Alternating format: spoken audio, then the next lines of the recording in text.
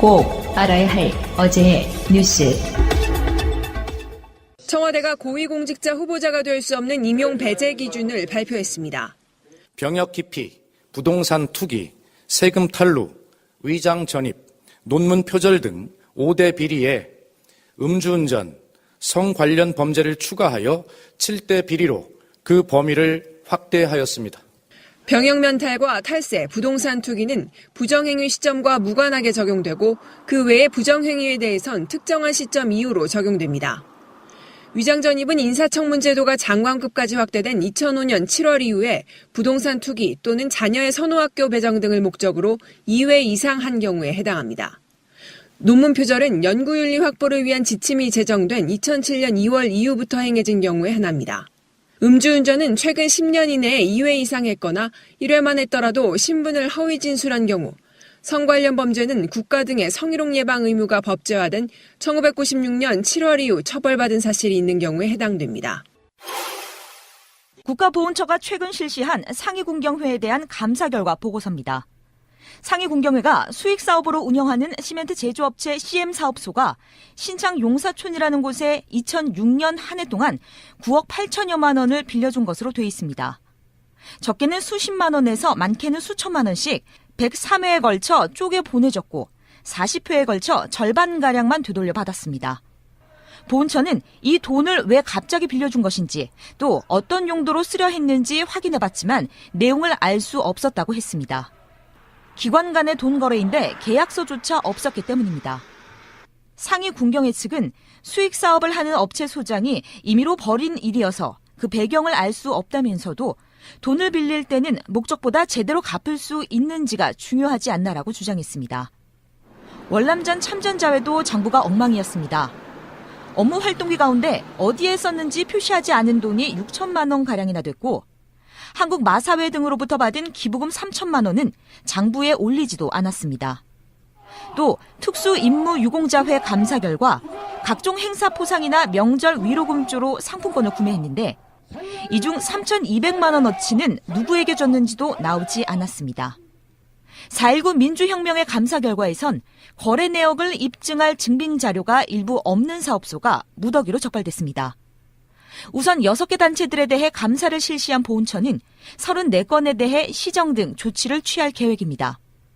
이와 별개로 상위 군경회에 대해선 수익 사업 전반에 여러 의혹이 있다고 보고 횡령 등의 혐의로 검찰에 고발할 계획입니다. 검찰은 추명호 전 국정원 국장이 이명박 정부와 박근혜 정부 때 모두 정치에 관여해 국정원법을 위반했다고 판단했습니다.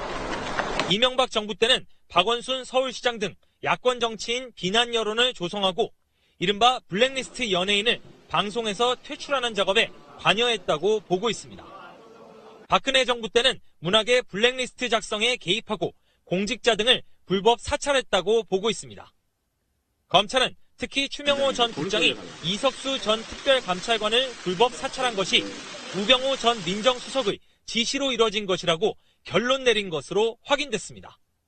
지난해 7월 우 전 수석 처가의 부동산 매각 관련 의혹이 보도된 뒤 특별감찰관실이 내사에 착수하자 우 전 수석이 자신을 내사하는 이석수 당시 특별감찰관을 불법 사찰하기 위해 국정원 조직을 동원했다는 겁니다.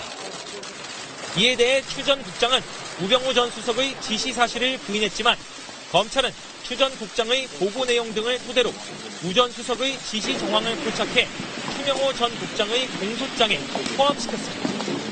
따라서 검찰은 다음 주 중에 우병우 전 수석을 불법 사찰 지시 혐의 등으로 다시 소환 조사할 방침입니다.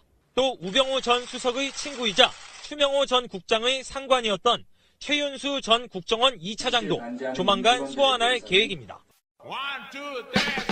방송 중간에 좋아요를 눌러주시면 새날팀들에게 큰 힘이 됩니다. 미리 감사합니다. 트위터가 진짜 언론입니다. 자, 아까 다스 이야기 나왔는데 정봉주 의원 이야기부터 지금. 네. 여야 국회의원 125명, 정봉주 전 의원 사면 및 복권을 촉구하는 탄원서 문재인 대통령에게 제출하기로 했다. 더불어민주당에서는 사실 안민석, 박영선, 홍영표 이런 분들이 앞장서고 있는데 국민의당에서는 정동영이에요. 뭐 이건 당연한 것이 자기 선거 때 지금 생겼던 문제잖아요. 네, 네. 본인 선거 때 생겼던 문제라서 네. 민주당 97명, 국민의당 22명, 정의당 6명, 그래서 총 125명이 탄원서를 제출한다는데 연말에 성탄절 특사 정도로 나올 수 있지 않을까라는 예측하는 분들도 있더라고요. 저는 뭐 어려울 것 같습니다. 왜요? 이유가 뭐예요? 네. 일단 만약에 정봉주 의원이 특사로 사면은 뭐 필요가 없고 복권된다면 그거는 이명박이 BBK 창립자이며 다스의 실소유자가 증명된 이유여야 해요. 아, 법적으로? 네, 법적으로. 그런데 만약에 그게 안 된 상태에서 정봉주 의원을 복권시켜버리면 이거는 대대적인 정치 보복 논란 프레임도 불러일으킬 것이고 그리고 지금 이제 언론이 보도하고 일부 증거 자료가 나왔다고 사실이 확정된 게 아니잖아요. 그래서 어렵다고 봅니다. 제도로서의 민주주의가 흔들리고 구타는 일은 이제 없습니다. 민주주의가 밥이고 밥이 민주주의가 되어야 합니다.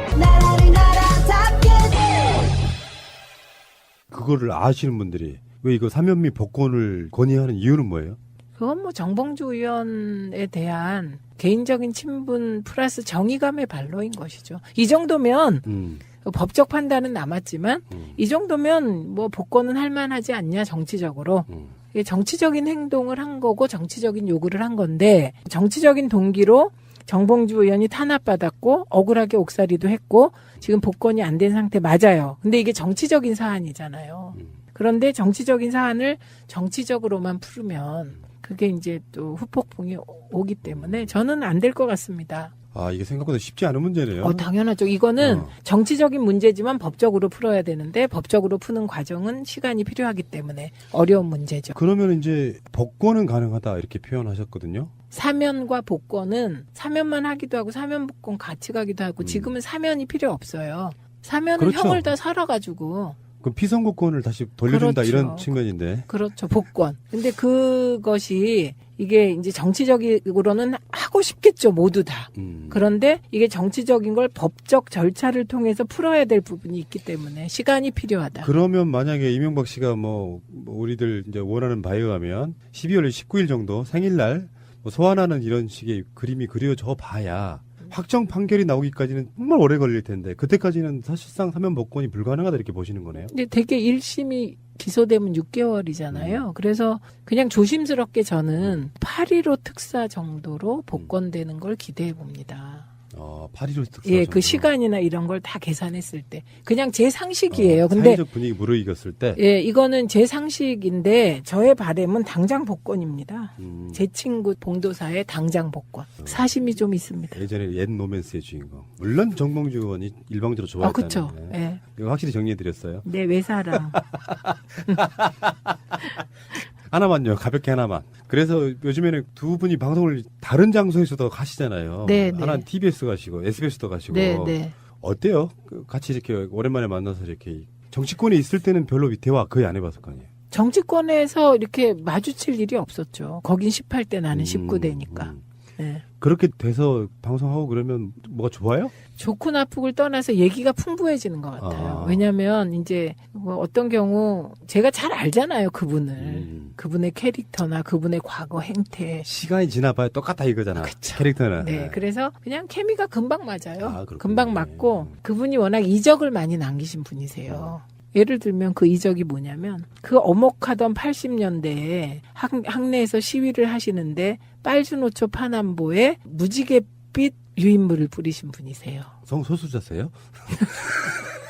그때는 성소수자는 뭐 아니고 그러니까 그런 식의 되게 그때도 발랄하고 재기발랄하게 운동을 했던 분이고요.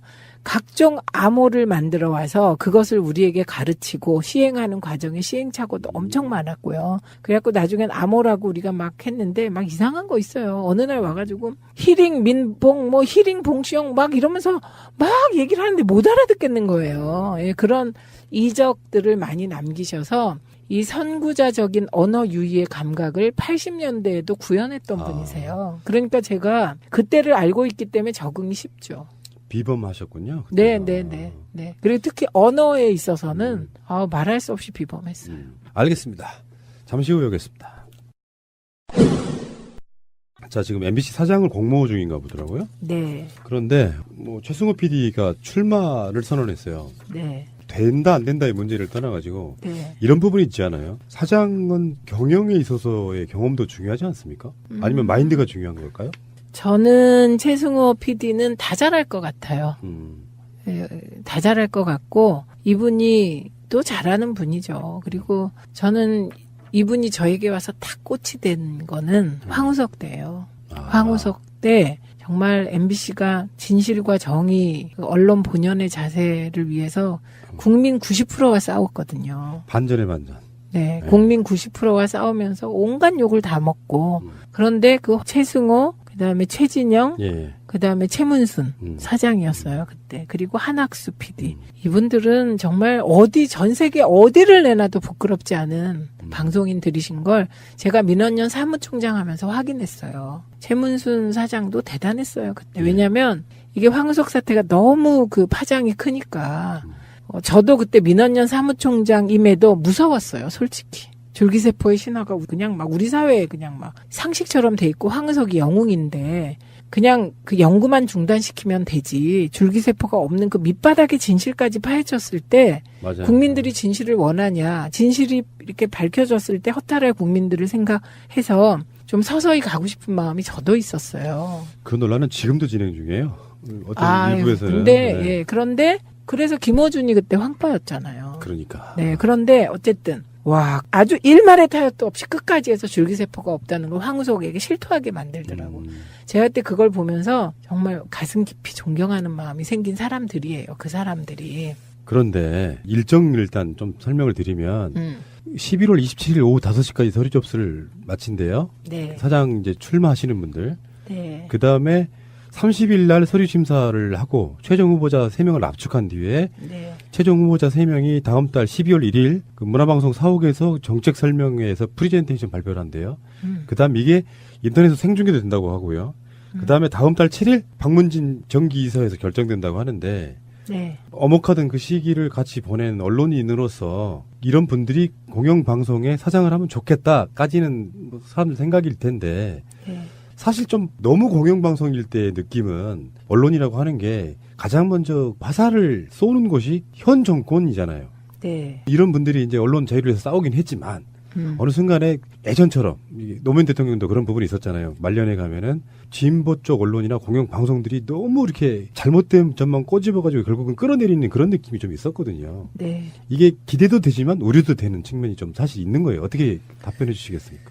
그러니까 이거는 이제 방송 외적인 얘기를 하시는 겁니다. 방송 외적인 정치적인 판단을 저에게 물으시는 건데, 저는 믿는 게 또 있죠. 다 친한 분이에요, 지금 이분들이. 뭐 그 친해도 1, 2년 관계가 아니고 거의 뭐 20년 정도 같이 쭉 이렇게 언론 자유를 위해서 언론 노조에서 저는 뭐 시민단체 이렇게 해왔던 분이라 이분들을 믿어요, 그 신념을. 그런데 저도 되게 섭섭한 게 있었어요. 참여정부 때. 물론 우리도 뭐 보도협조 요청 이런 거 안 했지만 때로는 너무 심하다 이런 생각을 한 적이 있었고 그리고 그 심하다고 느끼면서 조중동 프레임에서 너희들도 자유롭지 않은 게 아니냐 이런 토론도 많이 했고 그들은 저를 노빠라고 욕하고 이런 거가 있었거든요. 그런데 지난 9년 동안 이명박근혜 정권 때 방송 장악의 쓴맛을 이분들이 온몸으로 받아낸 거잖아요. 그 과정에서 적어도 최승호 PD 정도는 노무현 대통령이 얼마나 방송 자유를 지켜주기 위해서 애쓴 대통령인지를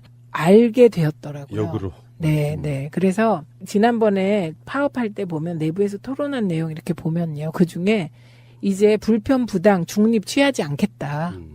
진실과 정의 그리고 뭐 객관 보도에 늪에 빠져서 헤매지 말고 진짜 그 정론을 하겠다. 이런 얘기들이 나온 걸 봤어요. 그래서 저는 그걸 지키기를 기대하는 거죠. 예, 그런데 우리가 이런 거잖아요. 예를 들면 민주당 국회의원들이 비리를 저질렀다. 그거 보도하지 말라고 하면 안 되잖아요. 그 손석희 저널리즘이 뭐냐면은 최근에 한 발짝 더 들어가는 뉴스 이런 거였어요. 네.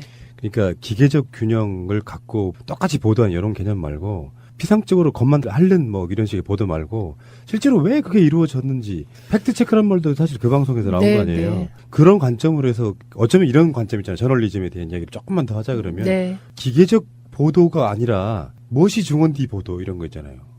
아, 그거 네. 제가 한번 정리를 한 것도 같은데 네. 이게 지금 다 우리가 또 까먹어서 그런데 땡전 뉴스 시대가 있었습니다. 그러니까 이건 뭐냐면 공영방송이 정권의 홍보수단, 권력의 시녀로서 기능했을 때가 있어요. 그리고 그게 87년 6월 항쟁 이후에 그 방송 민주화 투쟁이 내부에서 거세게 일어납니다. 그게 거의 90년대까지 쭉 방송 민주화 투쟁이 일어나거든요. 그리고 그 방송 민주화 투쟁을 했음에도 김영삼 정부 때도 방송은 자유를 찾지 못했어요. 그런데 그 김대중 정부가 들어서면서 김대중 대통령이 KBS 사장으로 누굴 임명했냐? 박권상 사장을 임명했죠. 그래서 그 박권상 사장의 일성이 뭐였냐면 불편, 부당한, 객관, 중립보도를 하겠다였어요. 그래서 그때 KBS에 정착된 게 여야를 정치적으로 1분 다루는 거예요. 초까지 다 돼서. 발전 과정이라고 보시는 거죠? 그렇죠. 그게 발전해온 과정이에요. 그런데 이게 이제 박권산 사장이 체제가 지나고 그 다음에 KBS 사장이 된 게 정현주 사장이잖아요. 지금 그 JTBC 뉴스룸의 포맷이 정현주 사장이 KBS에서 하려고 했던 포맷이에요. 그러니까 되게 보면 이제 우리 방송 뉴스가 보면 메인 1분 30초 끊어. 또 1분 30초 끊어. 그래서 이게 주제를 많이 쫙 열거한단 말입니다. 그러면 방송이 많은 소식을 전하지만 어떤 문제가 생기냐? 의제 설정을 못 해요. 그래서 의제 설정을 누구한테 뺏기냐? 신문에 뺏겨요. 그래서 의제 설정을 신문이 하니까 늘 방송이 종속 변수처럼 됐던 거예요. 그거를 깨기 위해서 진짜 노력을 하셨는데 KBS 메인 뉴스에선 그걸 못 하셨고요. 미디어 포커스랑 시사투나잇을 만들어서 시사투나잇에서 의제 설정을 하려고 했었던 거예요. 그리고 그때 이제 90년대 후반부부터 나타난 게 PD 저널리즘이라는. 그래서 그 PD 저널리즘이 지금 손석희가 추구하는 그런 호오를 가르고 진실과 거짓을 가르고 우리 입장 있는 방송을 내보내겠다. 그래갖고 PD 수첩이 광우병까지 가게 그런 된 거죠. 그러니까 기자들이 물어보던 뉴스가 아니고 네. 심층 취재하는 건 PD들이 하는 그게 PD 저널리즘. 예, PD 저널리즘. 그거를 확립한 사람이 정기화 PD, 최승호 PD, 그다음에 최진영 PD. 이분은 지금 어디 계신가 모르겠네. 최진영 PD를 최문순 사장이 사장 될 때 우리는 최진영 PD를 했으면 했어요. 근데 본인이 자기 아니다. 지금은 최문순이 해야 된다고 강하게 최문순을 미셨던 최진영 PD가 있거든요. 그래서 요 최진영 PD 등이 PD 저널리즘을 만든 거고요. 그러니까 손석희 사장은 전 진짜 대단하다고 생각해. 고집 엄청 세요. 한다 하면 하고. 그런 고집이 이제 뭐 그런 언론인을 만드는 건데. 이제 우리 청취자들께서는요, 행복한 시대를 맞게 되는 겁니다. MBC가 정상화되면 누구와 경쟁하냐? JTBC와 MBC가 경쟁합니다.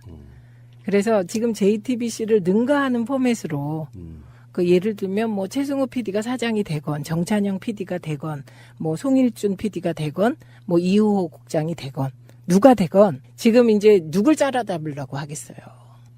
그러겠네. 네, 그래서 JTBC네. 예, 그래서 우리는 아주 행복한 상황을 맞이하게 될 것 같아요. 지금 말씀하신 거랑 좀 연동해서 하나 네, 이야기하고 네. 싶은 게 우리 이웃인 김어준 팟캐스트여서가 아니라 확실히 시대가 바뀌고 있구나라고 느끼는 건 뭐냐면은 지금 기존의 지상파들 중에 가장 최근 몇 년 동안 정치 1위는 컬투쇼였거든요. SBS. 그 전에는 이제 MBC들이 MBC였잖아요. 거의 뭐 아침부터 저녁까지 그 채널 고정이었던 프로들이 있었잖아요.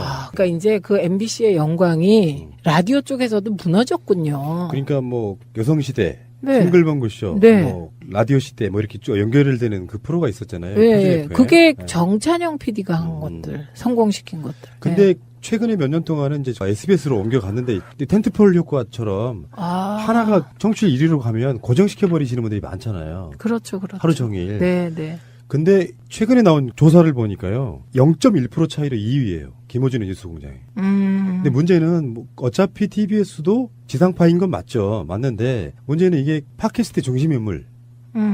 그 인물이 지금 사실상 1, 2위를 사실 간발의 차로 다투는 정도까지 올라왔다고 하면 기성 미디어에 대한 불신이 얼마나 큰가도 한번 볼 필요가 있다는 거죠. 이게 이제 김어준 효과라는 거가 그럼 뭐냐를 좀 들여다보면 TBS가 유일하게 방송 장악에 뭐랄까요? 그 트라우마에서 비껴나서 방송을 한 거잖아요. 박원순 시장 효과도 있겠죠. 그렇죠. 그러니까 이게 이제 TBS가 교통방송이기 때문에 이게 뭐 영향력이 작을 수 있는데 그 영향력을 뛰어넘을 수 있는 좋은 조건이 있었던 거예요. 아무나 불러서 막 던질 수 있었다. 예, 저는 이게 성공 비결인 것 같아요. 그런데 아무래도 뭐 사람의 머리라는 게요. 9년 동안 방송 장악하에서 방송을 만들면 그 머리가 완전히 풀어지는데 시간이 걸려요. 예, 그러니까 SBS가 뭐 컬투쇼로 그렇게 되고 최근에는 뭐 김영민도 SBS 라디오에 들어갔잖아요. 정봉준 이미 들어가 있고. 그런데 중요한 건 그거를 만드는 사람들의 머리가 풀려야 돼요. 머리가 풀려야. 그래야 진짜 이렇게 창의적인 프로가 나오는 거죠. 정권이 바뀌었다 또는 뭐 세상이 바뀌었다라고 실감하는 부분이 그냥 우린 정치적인 의미를 부여하는 거고요. 네. 미디어를 만드는 사람들이 갖고 있는 자부심 쩌는 게 있거든요. 기존 미디어들 뭐 인쇄매체도 마찬가지겠지만 지상파 정도에서 PD나 기자들 그분들이 보기에는 예를 들어서 저는 그 패러다임을 바꿔야 된다고 항상 주장하는 부분 중에 하나가 그런 거예요. 그때 그 마인드로도 안 될 거다. 지금 또 바뀌었다. 그렇죠. 그러니까 노무현 대통령 때까지 이제 언론 자유를 누렸던 그 마인드도 아니다. 바뀌었다. 사실 방송이라고 하는 건 결국에는 상업성이 있어야 된다고 저는 보는 사람이거든요. 근데 그 상업성을 진실 보도로 만드는 상업성이 있어요. 이 방송 보면 재밌어요. 막 진실 이야기 하는 것 자체가. 네, 네. 그러니까 진실 자체가 상업성일 수 있는데 온갖 자극적이고 말도 안 되는 걸로 저널리즘을 표방해 오면서 거짓 보도까지 일삼았던 그런 부분이 있었잖아요. 네. 그래서 아주 혁명적인 상황을 맞고 있는 게 아닌가 싶고. 네, 네. 그건 진짜 혁명일 거라고 생각이 들어요. 교통방송이 일반 지상파 3사 중에 한 대표적인 프로그램을 지금 0.1% 차이로 쫓고 있어요. 이거는 사실 우리 여론조사로만 따지면은 결과가 뒤집어져 있을 수도 있는 상태. 네, 저는 뭐 이런 얘기 제가 할 건 아니지만 MBC가 정상화되고 시선 집중이나 백분 토론이 제자리를 잡으려면 시선 집중은 유시민이 진행하면 됩니다. 백분 토론은 최민희가 진행하면 됩니다. 겸사겸사 계속 방송 이야기네요. 저 최민희 의원님이 이제 그쪽 전문가시니까 더 네. 이야기를 할 수밖에 네, 없는데 2011년 반값 등록금 보도 국정원이 막았고요. 방송사는 국정원의 뜻대로 따랐다. 이런 보도도 나옵니다. 네. 어쩌면 사실 뭐 의원님도 그렇겠지만 이런 이야기 하기 입 아프시잖아요. 아, 그것들이 다 그랬었구나. 아니 그럴 거라고 생각했던 것들이 다 그랬었구나라고 지금 나오고 있는 거죠. 근데 이제 박원순 시장 견제예요. 이게 반값 등록금을 실현한 건 박원순이니까. 근데 박원순 시장은 그럼에도 불구하고 서울이라 당선이 됐는데 저는 뭐 이렇게 돼가지고 들을 때마다 이게 그냥 말이 아니라 바늘로 콕 찌르는 느낌이거든요. 예. 그럼에도 불구하고 제가 불끈 하고 얘기를 해보자면 말지가 1986년 9월에 말지 특집호 보도 지침을 냅니다. 그래서 그 보도 지침을 낸 게 전 세계적 반향을 불러일으켜서 전두환 군부를 몰락시킨 한 축이라고 보거든요. 그 보도 지침이 이명박 시대에 이게 부활한 거죠. 악의 부활. 네, 그리고 중요한 건 제가 여기서 제일 실망스러운 게 그때는 그래도 보도 지침이 있을 땐 군부 권위주의 정권 시절이잖아요. 그리고 어쨌든 이명박근혜 시절에는 이게 민주화가 어느 정도 진전된 시절이잖아요. 방송국의 태도가 더 실망스럽더라. 그렇죠. 오다를 받은 사람들이 다 나름대로 그 회사에서는 유명한 언론인들이잖아요. 그렇죠. 그거를 거부할 수는 없었을까? 네. 김재철이 조인트 가입했다는 것은 정설이잖아요. 그렇죠. 그건 뭐 네. 박문진 이사장이 증언한 거잖아요. 근데 그렇게 해도 나는 안 된다라고 거절하면 잘리는 언론인을 본 적이 없단 말이죠. 이명박근혜 시절에. 왜요? 손석희도 잘렸고. 아니 그런 이제 일반 출연자들 말고 네네. 그 경영진들이나 뭐 최소한 보도국장 정도 되는 사람들이 그걸 거절해서 물러났다는 이야기는 지금까지 없었잖아요. 그렇죠. 왜냐하면 이명박 대통령이 최근에 했다고 하는 말 중에 우리 사람 뽑아라. 그거를 잘했다는 거죠. 애초에 뽑을 때 우리 사람으로. 그러니까 그렇게 반항하지 않을 놈으로 뽑아 올려서 무조건 말 듣게 만들었다 이런 이야기. 근데 이제 김재철은 자기가 MBC 출신이고 그 후배들 다 아는 후배들이니까 이게 이제 제가 오다가 생각해 보니까 MB가 저렇게 초창기에 지지율이 폭락한 거는 뭐 때문이지? MB는 어떻게 생각할까? 제 생각이 아니라. 저는 당연히 MB가 정치 못해서 폭락했다고 생각하는데 MB는 이렇게 생각할 거야. 내가 방송 장악이 너무 늦었다. 왜냐하면 김재철이 MB가 집권한 게 2008년부터잖아요. 2008년 2월 25일. 그런데 김재철이 막 이 사람들 쫓아내고 막 이러기 시작한 게 2010년이란 말입니다. 그러니까 1년 반 정도는 아무것도 못한 거예요. 그러니까 그게 광우병 촛불이 결정적인 걸 제공하는 건 맞는 것 같아요. 네. 있는 그대로 보도하면 정권이 망할 수 있겠다 생각을 했을 거고요. 그거 맞는 것 같은데. 그래서 그럴 뿐만 아니고 김재철은 자기 이제 후배들이고 막 이러니까 그 어떻게 후배들을 자르겠어요. 응? 그 아무리 자기가 출세를 하고 싶어서 사장이 됐다고 해도 어제 이게 다 아는 후배고 얘가 어떤 거고 아내가 누구고 애가 몇이고 다 아는 처지 쉽지 않잖아요. 이게 쉽지 않아서 잘 못해서 인사를 탕평한 거잖아요. 탕평. 그랬더니 불려가서 조인트 까인 거. 그게 변곡점이거든요. 맞을 수도 있구나. 그거 진짜.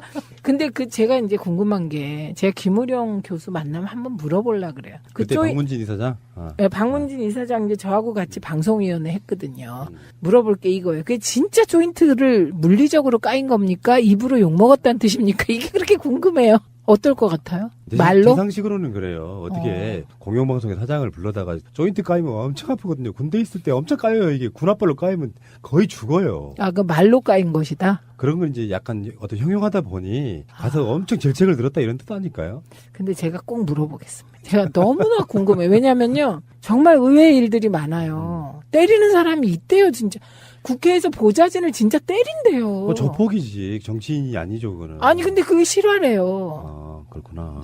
그래갖고 나는 진짜 조인트를 맞은 게 아닐까. 네. 네, 그래서 궁금해서 제가 꼭 취재를 해서 알려드리도록 하겠습니다. 새는 이야기긴 한데, 네. 참 진짜 민주주의 어렵다 생각하는 게, 이 사람들이 이렇게 했잖아요. 그러면 뭔가 정상화될 때까지는 좀 반강제로 좀 밀어붙이고 뭐 이런 방식이 좀 있었으면 좋겠다. 속 터지겠어요, 솔직히. 그러니까 저는 이제 저보다 더 하신 분이 방송에 나오면 제가 자제를 시켜요. 아, 이건 법과 제도와 절차가 필요해라고 말하지만 저도 속 터지는 거예요. 기존의 정치인분들 보면 어떻게 이거 좀 빨리 좀 진행 안 됩니까? 예를 들어서 이명박이 잡아놓고 유죄 판결 받는 데까지 문재인 정부 기간 다 지나가게 생겼다. 이런 느낌 들 때가 있거든요. 그게요. 이게 욕먹을 말씀을 드리면 민주주의라는 게 다른 측면에선 절차잖아요. 그죠? 그래서 촛불혁명 시절에 많은 분들이 평화적으로 정권교체를 하면 그 사람들을 처벌하는 것도 더디게 걸리고 힘드니까 박정희 들어오듯 국민들도 한번 뒤집어 엎어가지고 단죄하는 시간이 좀 있었으면 좋겠다. 이렇게 속전속결로 그런 얘기가 나온 거예요. 그 마음을 충분히 이해하고 우리가 즐기고 좋아하는 영화들 처음 만들고 이런 영화들 보면 그 영화들에선 법보다 주먹이 가깝다가 통해야 인기를 끌어요. 그러니까 그게 이제 영화적으로 승화시키면 될 것 같고요. 근데요, 제가 또 재뿌리는 얘기를 하자면 그렇게 혁명을 해도요, 결국은 정부를 세우려면 민주적 절차를 거쳐야 돼요. 뒤집어도. 알고 있습니다. 예. 그러니까 이게 특히 이제 그 민주정부가 들어섰을 때 지지자들이 가져야 될 가장 큰 미덕. 저는 인내심이라고 생각합니다. 하하하, 죄송합니다. 인내심. 반값 등록금 보도 같은 것도 사실은 낙수물이 조금씩 떨어져가지고 결국에는 뭐 바위돌이 깨진다 이런 것처럼 네. 반값 등록금이든 뭐 무상급식이든 간에 일단 복지 부분도 하나가 이렇게 들어와서 자리를 잡으면 그걸 되돌리는 건 굉장히 어려운 부분이거든요. 네. 그래서 반값 등록금만 해도 이 사람들이 이게 무너지면 다른 것들도 다 무너진다고 봤던 것 같아요. 네. 어떤 아젠다에 대해서. 물론 이것이 이제 선거 때 있어서 뭐 야당의 공약 같은 부분도 관련돼 있으니까 더 철저하게 했겠지만 정상적인 나라라고 하면 언론이 반값 등록금 정책이 야당이 주장하고 들고 나왔는데 이게 어떤 것인가를 비교 분석해주면서 보도를 하면만 되는 거거든요. 그 비교 분석하면 목적을 달성할 수 없잖아요. 그러니까. 언론이. 요새요. 적폐청산이냐 정치보복이냐 토론 보시면 그 양상이 뭐냐면 우리 당 쪽 패널들은 적폐청산에 왜 적폐가 청산돼야 되냐, 국가적 범죄 행위를 청산해야 되냐를 조목조목 케이스별로 얘기를 해요. 그런데 자유한국당 쪽 패널은 케이스별로 얘기하자 그러면 화내세요. 그런 거잖아요. 그러니까 비교하고 분석하면 우리 쪽이 다 맞기 때문에. 그렇겠죠. 판이 네. 벌어지면. 네. 그쪽은 이제 디테일의 바보들. 뭐 그렇게 되는. 그러니까 이제 뭉뚱그려서 정치 공세만 하는 거죠. 그래서 그 정치 공세의 끝이 뭐다? 지지는 문재인 정부에 대한 하늘의 경고다. 이렇게 가는 겁니다. 알겠습니다. 그 지만원 씨라고 아시죠? 네. 이분은 네. 제가 뵌 적이 없어가지고. 이분은 아무리 재산이 많아도 10,000원입니다. 지만원. 근데 이분이 이제 저희들 방송에도 불과 얼마 전에 광주에서 올라오신 어떤 분, 이춘문 대표라고 지역 정치인이시고 이제 하신 분이 있는데 5.18 이야기를 하다가 가셨어요. 근데 끊임없이 5.18은 북한군이 개입했다고 주장하는 대표적인 인물이에요. 네. 근데 최근에 이제 이게 지만원이 증거라고 들이밀었던 그 증거들이 있잖아요. 그 증거들 어디서 네. 난 걸까? 늘 의심받았죠. 네. 기무사 사진첩에서 발견했다면서. 그러면 지만호는 기무사의 비밀 요원인가요? 뭐 그럴 수도 있고 그런 건데 기무사가 국민을 탄압하기 위해서 만들어놓은 일종의 가짜 자료집 같은 데서 이제 북한군이 개입한 증거라고 그걸 가져와서 이걸로 수년간 그래서 이분이 5.18 단체들로부터 어마어마하게 많이 지금 소송도 당하고 있는 그런 분인데 나는 궁금해요. 지만원이 개인적 소신일까 아니면 이분이 지금 국정원하고의 어떤 개입 연계설도 어느 정도 들어있을까? 그렇죠. 네. 그러니까 저는 더 궁금한 게 돈 얼마 받았을까? 왜냐하면 자본주의 사회에서는요 모든 게 돈 받냐 안 받냐로 되는 거고요. 돈 안 받고 이렇게 했으면 이거는 열사이거나 신념가잖아요. 다른 의미에. 근데 반드시 돈이 개입되지 않았을까? 이게 심증이 가는데요. 돈 받고 안 하나요? 아까 그 의원님 말씀하신 것처럼 기무사에서 이게 어떻게 나왔지? 네. 그러면 이게 심정적으로는 기무사와 연계성이 있었다는 거잖아요. 그렇죠. 그러니까 지만원이라는 지들 나름대로의 일베스럽지만 농객을 통해서 뭔가 그걸 흘려준 세력이 있다는 거잖아요. 그렇죠. 그러니까 무섭다. 정말 이상한 일이 곳곳에서 벌어진 건데 이 지만원이라는 분은 이런 자료를 갖다 쓸 정도면 거의 에이전트 수준이 아닐까 하는 제 의심이 갑니다. 사진뿐만 아니라 문건들도 지금 기무사에서 만들었던 문건들이 지만원 씨에게 전달됐다라고 하는 이야기도 나오고 있으니까 네. 이 부분은 나오겠죠? 지금 이제 이게 처음으로 나왔으니까 이게 법적인 문제까지 책임을 물을 수 있는 어떤 상태까지 나오겠죠. 예, 뿐만 아니라 이분의 해명이 더 이상한데요. 이 말은 이 입수하는 과정이 단독으로 안 했다 이 얘기예요. 이게 SBS와 통화하면서 사진은 언론사 데이터베이스에서 찾았다는 거고요. 그렇게 근데, 말하겠죠. 뭐. 예, 군 기록은 신군부 측 변호인을 통해 입수했다. 이 변호인이 누굴까요? 그리고요. 푸나님 저는요. 요즘 이렇게 제가 토론을 많이 하잖아요. 그러면서 머릿속에 떠오른 단어가 있어요. 청출어람이라는 단어. 청출어람. 네, 그게 청출어람. 청출어람, 이청어람이다. 이게 그쵸. 예. 원문이고요. 청색은 남색으로부터 나왔으나 남색보다 푸르다 이런 더 뜻이에요. 푸르다. 예. 예, 그래서 제가 왜 이 말씀을 드리냐면 제가 소득 주도 성장으로 오기까지 우리 민주당 쪽이 참 많이 힘들었구나 이런 생각을 최근에 하게 된 거예요. 혹시 지금 기억나세요? 그 참여정부 때 최대 화두가 성장과 분배였던 거. 예, 성장과 분배. 그 논쟁은 지금도 있잖아요. 있는데 그 논쟁의 해법을 제시한 게 소득주도 성장이에요. 예, 근데 그때 이렇게 토론들을 보시면 성장이냐 분배냐라는 말도 안 되는 논란을 계속합니다. 그게 답이 없죠. 그게 정치 공세화 되는 거거든요.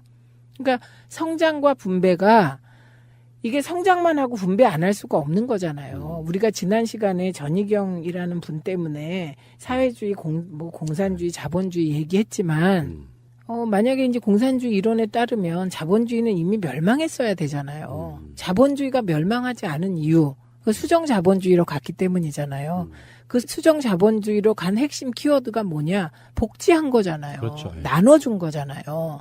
분배해준 거기 때문에 이미 수정 자본주의는 그냥 지금 자본주의가 정통적 고전 자본주의가 아니기 때문에 계속 수정되는 과정은 결국은 이게 어떤 시기에는 성장을 위해서 이게 정부 재정을 어느 쪽에 쏟아붓고 어떤 시기에는 또 이 경제가 제대로 돌아가게 하기 위해서 돈을 많이 분배한다는 거거든요. 그러니까 이게 시기에 따라 달라지는 건데 정말 지리하고 끝없는 이제 논란을 했는데 그때 제가 다른 사람 모르겠고 유승민이 문제 제기한 거는 저건 타당하다고 생각한 게 있어요. 그게 뭐냐면 맞다 성장과 분배가 분배 필요하다 성장해야 된다. 너네 성장 동력이 뭐니? 이렇게 물어요. 그런데 그 성장 동력이 뭐다라고 답을 잘 못해요. 아무도. 예. 그런데 그 성장 동력으로 그나마 나중에 이제 한 게 통일이다. 개성공단이다.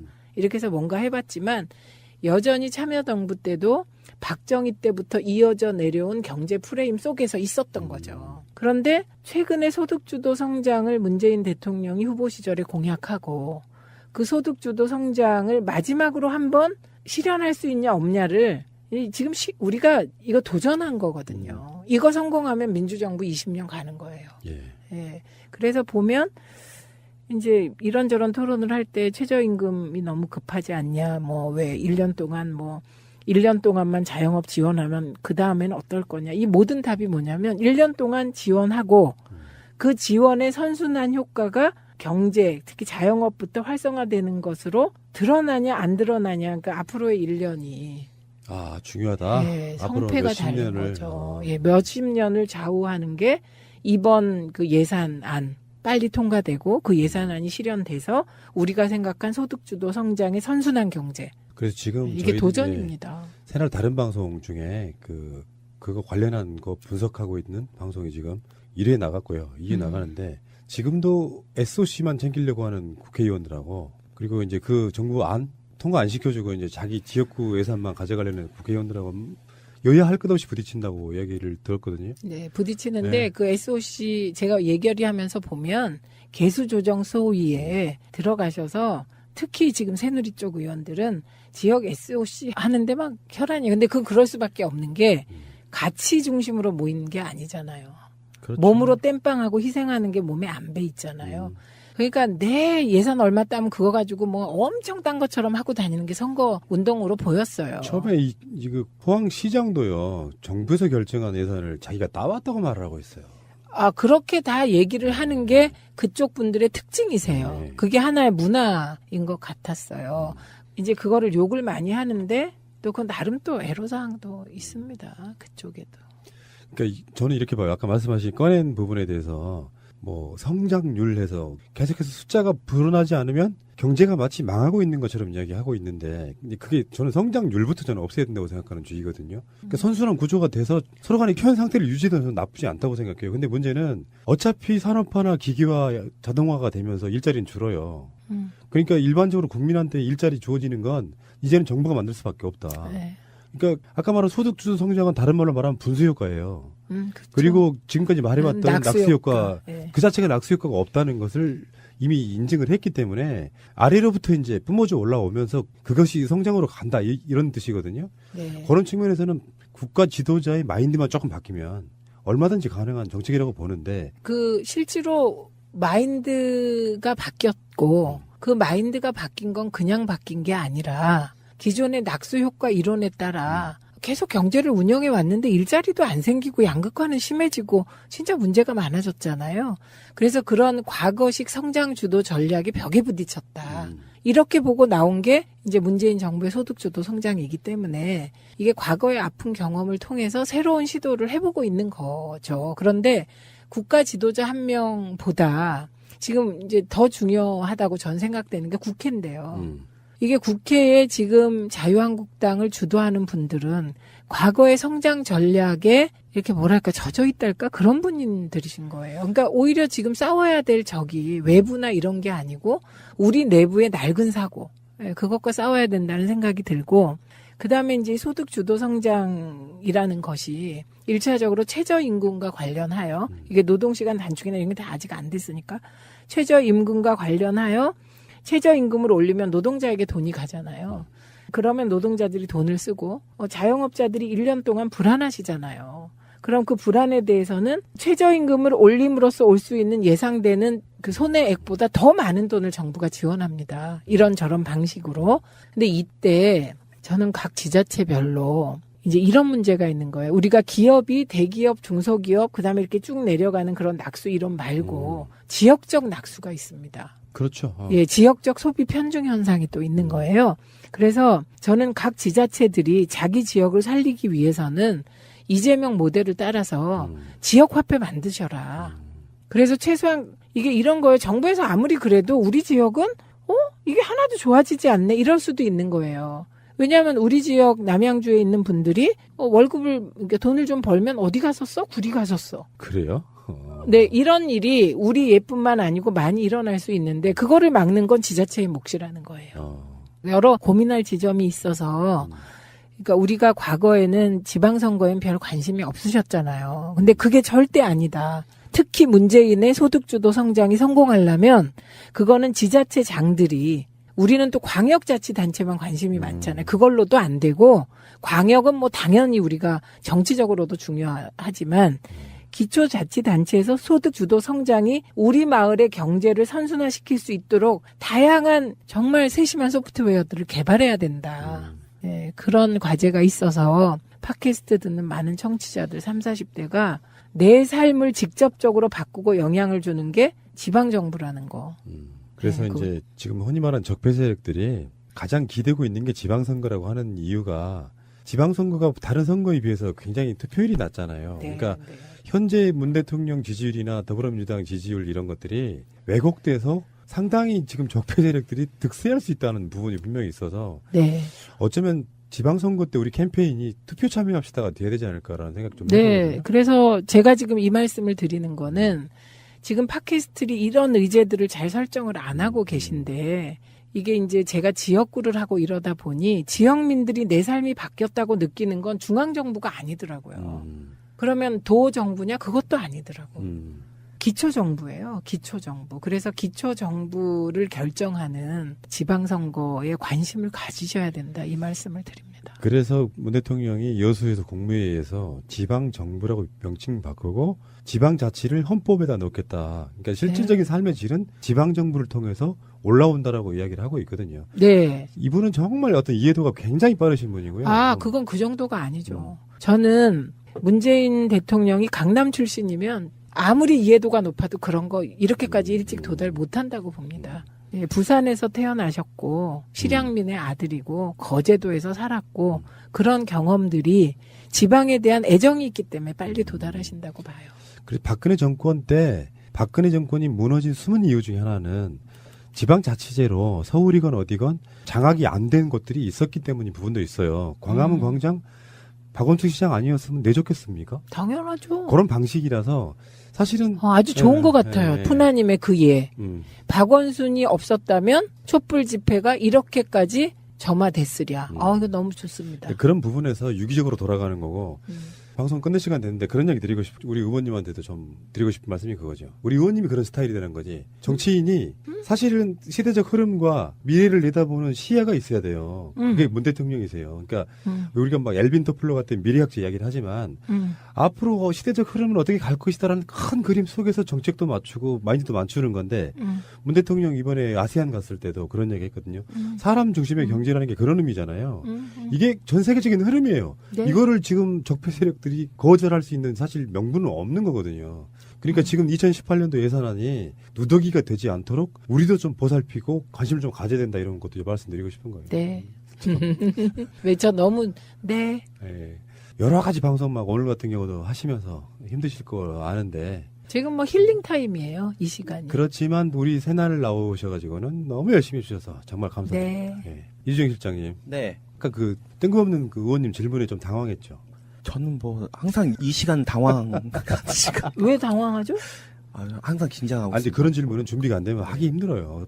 BBK 다스 문제. 근데 뭘 당황해요? 이거는 우리가 더 안다 이게 아니라 이게 평균적으로 이렇게 잘하는 분들 빼고. 그러니까 내가 보기에는 의원님의 질문에 굉장히 샘플로 답을 잘해준 거예요. 그치. 알아서 이야기해줬으면은 예. 이게 이해가 안 되는 부분이잖아요. 예. 제가 이거를요 토론을 하는 걸 봤어요. 네. 평론가들도 그 TV 나와서 토론하는데 사회자가 다스가 이명박 거면 뭐가 문제입니까? 이거에 딱 대답하는 분이 없으셨어요. 몰랐구나 사람. 예, 강론에는 막 들어가서 하는데 갑자기 그렇게 물으니까 띠용 이렇게 딱 한참 있다가 한 분이 이렇게 대답을 하는데 정확하진 않지만 비슷한 얘기를 하더라고. 그게 그런 거예요. 네, 알겠습니다. 자, 고생하셨고요. 다음 주에 또 뵙겠습니다. 고맙습니다. 네, 고맙습니다. 있습니다. 완전한 대한민국 문재인과 손잡고 다시 하는 우리 대한민국. 끊지 마세요. 끊지 마세요. 저는 왼손잡이 하면 항상 제일 먼저 드는 생각이 부럽다는 거거든요. 왼손잡이가 너무 부러워요. 왜요? 특이하잖아. 이렇게 뭔가 다르잖아요. 그리고 왼손잡이들은 좀 생각도 뭔가 좀 다를 것 같아요. 운해가 발달해서. 뭐 하여튼 이렇게 제 친구 중에 양손을 다 자유롭게 쓰는 친구가 있거든요. 그런 친구 한 3명 정도 있는데. 천재 아니에요? 그렇게 똑똑한 것 같지는 않아요. 그런데 그 자체로 그러니까 사람이 굉장히 대단해 보여요. 특히 운동을 할 때 탁구나 테니스 칠 때 양손을 다 쓰면 이게 뭐라고 해야 되나? 그러니까 멀티플레이어. 정말 대단해 보이거든요. 예. 저는 철저한 오른손잡이에요. 전에 마차님이 그랬잖아요. 그 어렸을 때 왼손 쓰면은 막 맞아가면서 때려가면서 막 네. 고치잖아요. 저도 그렇게 그 맞았던 기억이 있어요. 이 왼손을 쓴다는 이유로. 원래 왼손잡이셨구나. 그럼 예. 전 모르죠. 근데 이렇게 젓가락질도 잘 못해서 맞고 왼손 쓴다고 맞고 하는 그렇게 이게 꾸중을 들었던 기억이 있어요. 어렸을 때. 그래서 어느 순간부터는 이제 오른손만 쓰니까 별 문제는 없었는데 왼손잡이라는 주제를 딱 듣는 순간 이게 제가 정신적으로 왼손잡이라는 생각이 확 들었어요. 그러니까, 정신적으로. 예, 그러니까 제가 어렸을 때부터 남들 하는 대로 하는 걸 제일 싫어했거든요. 항상 뭔가 불만을 제기하고 이렇게 다른 걸 찾아내고 옆길로 새고 그런 식으로 지금까지 살아왔던 거죠. 예. 그래서 제가 한번 기억을 더듬어서 어렸을 때부터 그런 딱 포인트를 하나하나 찾아봤어요. 제일 먼저 생각난 게 초등학교 때 한 초등학교 2학년 정도 되면 구구단을 외우잖아요. 그쵸, 외우죠. 예. 예, 예. 근데 제가 구구단을 못 외웠어요. 왜죠? 어허. 공부를 안 하셨네요. 그거는, 그러니까 예. 이해가 안 되는 거야. 이해가. 그러니까 이게 그냥 단순히 이게 2일은 2, 2는 4, 2, 3은 6 이렇게 쭉 외우는 거는 하겠는데 이게 왜 그런 구조가 되는지 이해가 안 되는 거예요. 그러니까 그거를 외워보라고 하면은 대충 속으로는 외우긴 하는데 외웠다고 말하기 싫어서 버틴 거예요. 그래서 이게 왜 이런 이 구구단이라는 이 구조를 원리를 알고 싶어가지고 그냥 버텼어요. 그래서 4학년쯤에 이제 깨달았죠. 일을 2번 더 하는 게 곱한 거구나. 그 선생님 알려주시는데 그 정도는. 일을 5번 더한 게 2에 5를 곱한 게 일을 5번 더 하는 거구나. 이거를 딱 알고 나서 무릎을 탁 치면서 좋아, 이제부터 외우는 거야. 그렇게 외우기 시작했어요. 그래서 4학년 때 그 비로소 항상 구구단을 못 외운다고 학교에서도 손바닥 맞고 집에 가면 엄마한테 손바닥 맞고 막 그랬거든요. 외우는 건 외우셨는데 발표를 안 하신 거잖아요. 외워봐 그러면 나는 이제 그게 이해가 안 되니까 왜 구구단이 그렇게 생겼는지 납득이 안 되니까 모른다고 하는 거죠. 그래서 그냥 꼬라지를 부린 거예요. 그러니까 쉽게 이야기하면. 세게 때리시는 분이 없으셨나 보네요. 그런 것 같아요. 좀 세게 맞으면 이랬니? 이랬잖아. 지금 생각해보면 그런 것 같네요. 제대로 때려주는 사람이 없어서. 근데 예. 저도 비슷한 경험이 있어요. 초등학교 때 보면 동쪽으로 향해 섰을 때 오른쪽은 뭐 남쪽이고 왼손은 북쪽이다 뭐 이렇게 배우잖아요. 예, 그쵸. 예. 근데 저는 그때 어떤 생각을 했냐면 동쪽은 어떻게 찾지? 항상 그 생각을 했어요. 맞다. 그게 맞다. 이해가 안 됐어요, 저는. 어. 그러니까 동쪽으로 오른손을 했을 때 마주보는 쪽이 북쪽이다라고 가르쳤는데 그럼 동쪽을 먼저 찾는 걸 가르쳐 줘야 될 거 아니냐. 그렇지. 저는 그렇게 생각을 했었어요. 이런 거예요, 바로 이런 거. 북쪽을 찾으면 되잖아요, 북쪽을. 나무 보면은 이끼가 껴있어요. 이끼가 껴있고, 남쪽은, 예, 나무가 잎이 더 풍성해요. 광합성을 많이 해서. 아셨죠? 좋은 정보 알겠습니다. 감사합니다. 예. 그러니까 초등학교 때 이제 어렵게 그 구구단을 외우고 이제 졸업한 다음에 중학교 가서도 이게 이제 학교에 불만이 많았어요. 이렇게 뭔가 이렇게 잡혀 있는 느낌 있잖아요.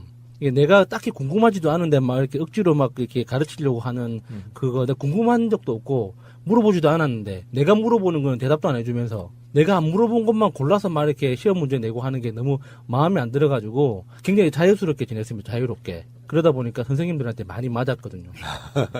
굉장히 들으시는 분들이 믿으실지 모르겠는데 피가 나도록 맞은 적도 있어요. 엉덩이에서 피가 나도록. 아이고. 봉걸레로 맞으면 피나죠, 봉걸레. 그 여러 가지 도구는 다양하죠. 이렇게 아주 얇은 그 회초리부터 굵은 몽둥이까지 근데 여러 가지로 다양하게 맞아봤는데 다 똑같이 아프더라고요. 그죠. 네. 그래서 공부를 시작하셨나요? 공부는 저는 항상 했어요. 저는 공부하는 걸 되게 좋아했거든요.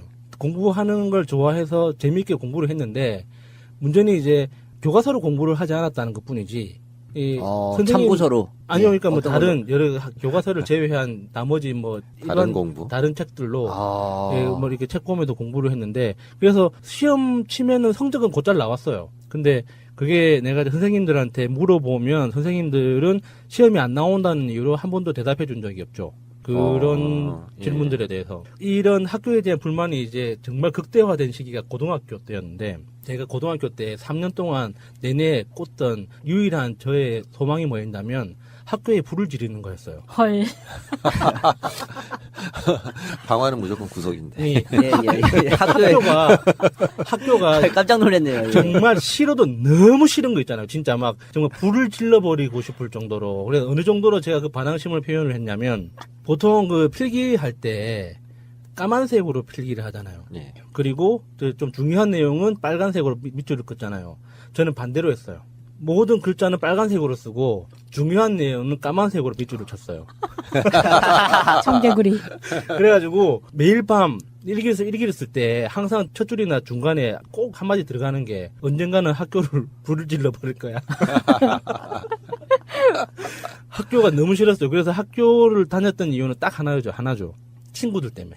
친구들은 좋으셨구나. 예. 그러니까 친구들이랑 노는 게 재밌으니까. 학교를 안 가면 놀 수가 없는 거예요. 그 학교를 안 가고 집에 있고 동네에 남아 있으면 놀 친구가 없으니까 그냥 친구 보러 학교 가는 거지.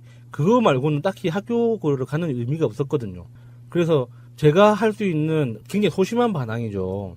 노트 필기를 하는데 빨간색 볼펜으로 학교에 불 지르는 걸 꿈꾸면서 그게 모든 교과서에다가 세상 족같네 하는 이거를 다 써놓고 그 아시죠? 그 교과서 옆에다가 자기 학번 쓰고 이름 쓰고 이렇게 써놓잖아요. 예, 써놓죠. 예. 그래서 저는 그 교과서 그 위에랑 아래에 세상 족같네라는 말을 이렇게 굵은 글씨로 써놨었어요. 선생님 보라고? 뭐 누가 보든 이게 나를 위해서라도 이렇게 모든 과목 교과서에다 그걸 써놨었어요. 요즘 같으면 약 먹일라 그럴 텐데. 예. 좀 불안불안하게 들리죠. 아, 근데요, 불을 지르겠다 하는 그런 경고의 말 있잖아요. 네. 그거 정말 무서운 게, 저희가 이제 교회에서 일을 할 때 한번 그 부인하고 좀 관계가 좀 틀어진 분이 있어가지고, 툭 하면 교회 불 지르겠다는 분이 있었거든요. 아이고. 예. 예, 진짜예요. 근데 실제로 저희 사무실 앞에다가 신나를 부은 거예요. 18리터짜리 한 통을. 그게 진짜 스파크라도 났으면 큰일 날 뻔했는데, 다행히 관리하던 분이 발견을 하고, 빨리 처리를 했는데 만일에 처리 못했으면 이 자리에 못 있었을 수도 있어요. 그 이야기 들으니까 생각났어요. 제가 실제로 학교에 불을 질렀던 적이 있어요.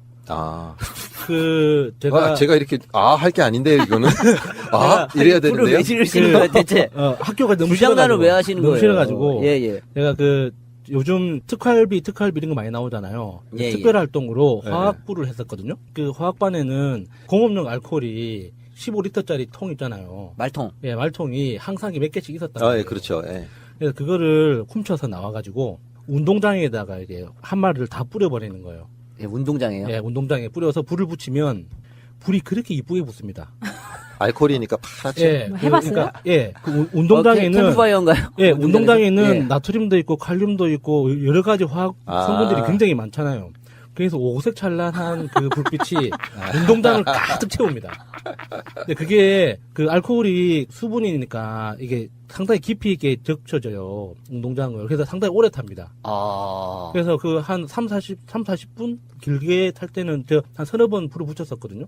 선생님한테 안 혼나나요? 그렇게 운동장에 불 붙이면? 안 들키면 되죠. 모든 범죄의 공통점 아니겠어요? 들키지 않으면. 그러니까 불은 보이는데 누가 붙인지 모르니까. 밤에. 밤에. 조그맣게? 살짝 가가지고 붙이시는 거예요? 크게 해야죠. 조그맣게 합니까? 말통 하나면은 꽤 큰데요? 네, 축구장만. 스케일이 있으신데요. 그래, 축구장만 하게요. 불을 탁 붙여놓고 이제 감상하는 거죠. 특이하시네요. 예. 산불감시원한테만 걸려봤어야 되는 건데.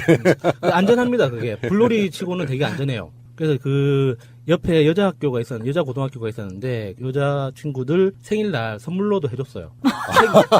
생일 케이크 대신에 운동장에 불을 붙여주는 거죠. 예, 무슨 포인트. 로맨틱가이. 이거 참. 예, 이름도 써주시죠. 그거는 힘들었어요.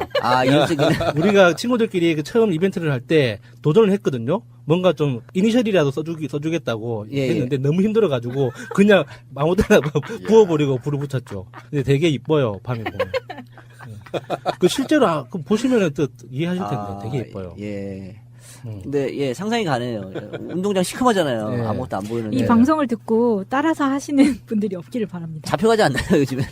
잡혀가지. 그 운동장에 맘대로 못 들어갈 텐데. 따라 하시는 분들은 어차피 당신들 책임이니까 알아서 하세요. 저는 권장한 게 아니라 그런 추억이 있다는 거. 저는 공소시효가 지났기 때문에. 아름다운 추억인가요? 예, 아름다운 추억이죠. 예. 공소시효가 지났기 때문에 이제 와서 밝힌다는 거. 현행범으로 잡혀갈 자신이 있으신 분들은 알아서 각자 책임지는 걸로 그렇게 하겠습니다. 그렇게 해서 제가 고등학교를 졸업하고 또 운 좋게 대학교를 갔죠. 또 삐딱한 그 성질을 못 이기고 교수들하고 또 많이 싸웠습니다. 새내기로 이제 입학을 해가지고 교수들이 새내기 대학생들을 고등학생 취급을 하더라고요. 그래가지고 당신 뭔데? 나 등록금 내고 들어왔는데 당신이 뭔데 이래라 저래라냐. 진짜 그랬어요? 예. 그래가지고 F, 너 나가 F. 내가 씨발 여기 아니면 수업 들을 데가 없냐고. 이거 뭐 망난이었는데? 아니, 그 수업이 싫었던 거예요? 아니면 교수님이 싫으셨던 거예요? 교수의 그런 태도가 싫었어요. 아, 교수님. 예, 그러니까 네. 우리가 고등학교 때는 뭔가 이제 인격적으로 제대로 만들어지지 않은 어떤 미완성의 어떤 인격체로 대하잖아요. 모든 어른들이. 예, 그래놓고 뭐 성인이 되면은 어른 대접 해줄게라고 말로는 그렇게 하면서 실제로 대학교로 딱 가니까 똑같더라고요. 여전히 사람 취급을 안 해. 책임을 질 줄 모르는 애들, 그리고 생각이나 고민을 할 줄 모르는 애들, 이런 전제 조건을 가지고 굉장히 비인격적으로 대하더라고요. 그런데 그게 너무 싫었어요. 그래서 저는 제 안에서 이렇게 나오는 분노를 그대로 표현을 했습니다. 나는 싫다고. 당신이 뭔데 나보고 이라 저래라 하냐고. 나는 내 돈 내고 우리 부모님 돈 내고 내 등록금 내고 내가 이 학교에 왔는데 당신이 이 자리에 앉아라 저 자리에 앉아라 지시할 권리가 없다고 막 대드니까 너 학부인데 지금 생각하면 진짜 제가 잘못한 거 맞아요. 제가 잘못한 건 맞는데 네. 그런 어린 아이의 그런 치기 어린 걸 감내하지 못하고 같이 이렇게 화내고 저랑 같이 맞서 싸웠던 그 교수들이 저는 너무 짜증나 지금 생각해도. 그 교수님은 오른손잡이였죠? 예, 그럴 것 같아. 아니 그렇게 그 개념 없는 새끼가 미친 듯이 막 이렇게 미친 놈처럼 막 이렇게 그 진짜 끈 풀린 개같이 막 이렇게 지랄 발광을 하면 오냐 합니다. 그래 일단 앉아 거기 있어 이렇게 해주면 되잖아요. 근데 내가 그렇게 미쳐 날뛴다고 같이 미쳐 날뛰면서 뭐 어떻게 뭐 퇴학을 시켜버리겠다느니 막 그 하는 그 교수들은 지금 생각해도 아닌 것 같아요, 진짜. 네. 그렇게 학교를 다녔던 제가 학교를 무사히 졸업했을까요? 잘 못하셨을 것 같은데. 결국엔 자퇴를 합니다. 자퇴. 언제 몇 학년 때? 3학년 때. 3학년 때 자퇴를 한 이유도 예.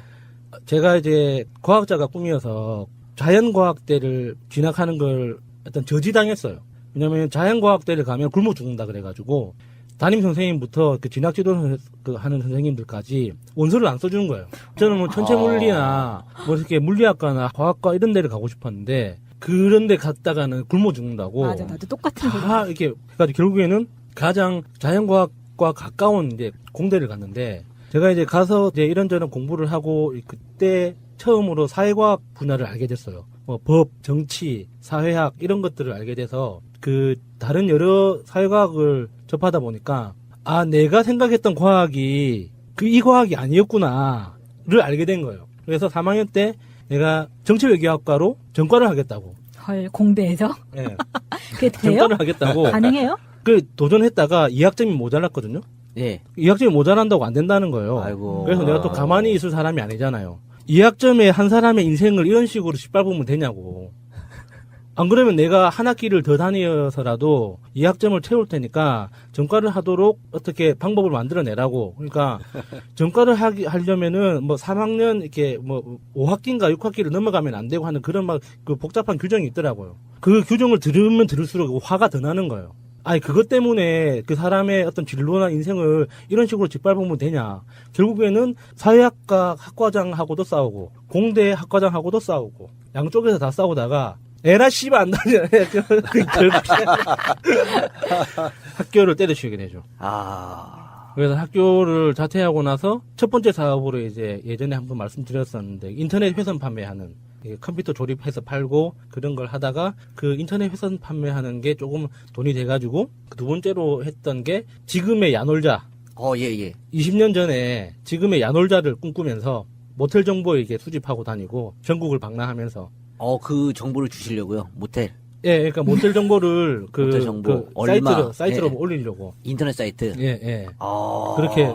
생각 깨셨네요. 그렇게 했는데 사람들이 그 당시만 해도 사람들이 너무 숨어서 사랑만 한 거예요. 그쵸. 지금처럼 이렇게 서로 이제 이렇게 좀 부끄럽지 않게 사랑을 해야 되는데 그 당시만 해도 너무 이제 음지에서 이렇게 좀 부끄러워하면서 사랑을 하는 바람에 잘 안 됐죠. 그래도 그 사업 모델 자체가 이렇게 여러 가지 배운 게 많아요. 그래서 결국에는 뭘 배우셨어요? 이 인터넷 비즈니스가 돈이 된다는 거를 이제 알게 돼서 근데 광고비 생각이 굉장히 스티븐 잡스스러운 생각이었습니다. 아이디어는 되게 높게 좋아요. 평가합니다. 너무 높게 평가. 네. 좀 그래서 빨리 와우. 그래서 야놀다 그 창업하신 분이 처음에 이제 이렇게 혼자서 프로그램 개발하고 있을 때부터 알고 있었거든요. 예. 그래서 그분한테 제가 장담을 해서 이거 100% 된다고 이거는. 그냥 스마트폰이라는 새로운 인프라가 나왔기 때문에 이건 안 될 수가 없는 거야. 이거 무조건 하면 되는 거니까 열심히 하라고 이렇게 굉장히 응원을 많이 했거든요. 예. 잘 됐죠. 제가 이제 닿을 수 없는 곳에 가 계시더라고요. 응원만 해주셨군요. 응원. 지분 얘기도 좀 하시고 그러셔서 제가 그때 이 정보가 있습니다. 돈이 예. 있었으면 진짜 예. 뭐 조금이라도 이렇게 좀 투자를 했을 텐데 예. 가난한 사람이어가지고 안타깝게 야놀자. 그렇게 이게 대단합니다. 제가 지금 남은 이야기가 굉장히 많은데 시간 관계상 여기까지 이게 마무리를 하는데 저의 어떤 정신적인 왼손스러움 이런 거 좀 느껴지지 않습니까? 네. 좌파입니다. 좌파. 예. 이런 거 안 했지만 때로는 너무 심하다 이런 생각을 한 적이 있었고 그리고 그 심하다고 느끼면서 조중동 프레임에서 너희들도 자유롭지 않은 게 아니냐 이런 토론도 많이 했고 그들은 저를 노빠라고 욕하고 이런 거가 있었거든요. 그런데 지난 9년 동안 이명박근혜 정권 때 방송 장악의 쓴맛을 이분들이 온몸으로 받아낸 거잖아요. 그 과정에서 적어도 최승호 PD 정도는 노무현 대통령이 얼마나 방송 자유를 지켜주기 위해서 애쓴 대통령인지를 알게 되었더라고요. 역으로. 네. 그래서 지난번에 파업할 때 보면 내부에서 토론한 내용 이렇게 보면요. 그 중에 이제 불편, 부당, 중립 취하지 않겠다. 진실과 정의 그리고 뭐 객관 보도에 늪에 빠져서 헤매지 말고 진짜 그 정론을 하겠다. 이런 얘기들이 나온 걸 봤어요. 그래서 저는 그걸 지키기를 기대하는 거죠. 예, 그런데 우리가 이런 거잖아요. 예를 들면 민주당 국회의원들이 비리를 저질렀다. 그거 보도하지 말라고 하면 안 되잖아요. 그 손석희 저널리즘이 뭐냐면은 최근에 한 발짝 더 들어가는 뉴스 이런 거였어요. 네.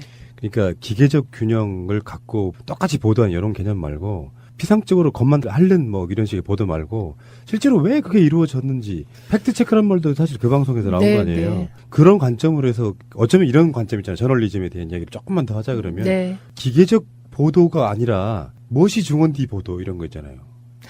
그거 네. 제가 한번 정리를 한 것도 같은데 이게 지금 다 우리가 또 까먹어서 그런데 땡전 뉴스 시대가 있었습니다. 그러니까 이건 뭐냐면 공영방송이 정권의 홍보수단, 권력의 시녀로서 기능했을 때가 있어요. 그리고 그게 87년 6월 항쟁 이후에 그 방송 민주화 투쟁이 내부에서 거세게 일어납니다. 그게 거의 90년대까지 쭉 방송 민주화 투쟁이 일어나거든요. 그리고 그 방송 민주화 투쟁을 했음에도 김영삼 정부 때도 방송은 자유를 찾지 못했어요. 그런데 그 김대중 정부가 들어서면서 김대중 대통령이 KBS 사장으로 누굴 임명했냐? 박권상 사장을 임명했죠. 그래서 그 박권상 사장의 일성이 뭐였냐면 불편, 부당한 객관 중립보도를 하겠다였어요. 그래서 그때 KBS에 정착된 게 여야를 정치적으로 1분 다루는 거예요. 초까지 다 돼서. 발전 과정이라고 보시는 거죠? 그렇죠. 그게 발전해온 과정이에요. 그런데 이게 이제 박권산 사장이 체제가 지나고 그 다음에 KBS 사장이 된 게 정현주 사장이잖아요. 지금 그 JTBC 뉴스룸의 포맷이 정현주 사장이 KBS에서 하려고 했던 포맷이에요.